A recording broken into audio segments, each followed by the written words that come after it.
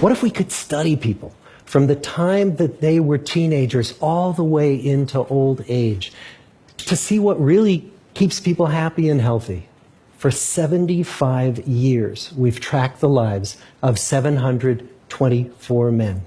About 60 of our original 724 men are still alive, still participating in the study, most of them in their 90s. When they entered the study, all of these teenagers were interviewed, they were given medical exams. We went to their homes and we interviewed their parents.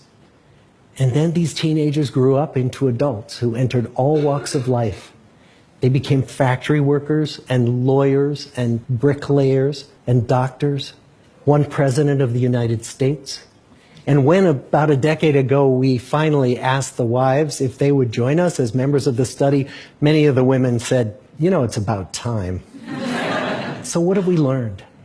The clearest message that we get from this 75-year study is this: good relationships keep us happier and healthier. We've learned 3 big lessons about relationships. The first is that social connections are really good for us and that loneliness kills. It turns out that people who are more socially connected to family, to friends, to community are happier, they're physically healthier, and they live longer than people who are less well connected.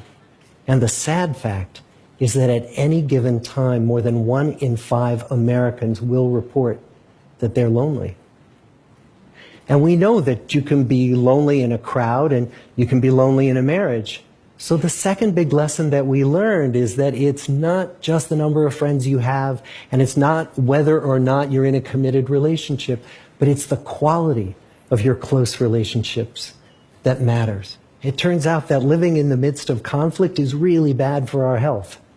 High conflict marriages, for example, without much affection, turn out to be very bad for our health, perhaps worse than getting divorced.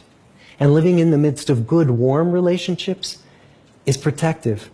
And the third big lesson that we learn is that good relationships don't just protect our bodies, they protect our brains. It turns out that being in a securely attached relationship to another person in your 80s is protective. That the people who are in relationships where they really feel they can count on the other person in times of need, those people's memories stay sharper longer. So what about you? Let's say you're 25, or you're 40, or you're 60. What might leaning into relationships even look like?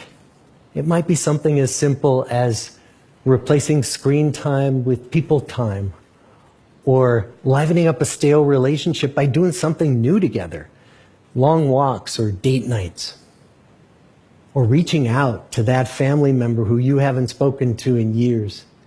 The good life is built with good relationships,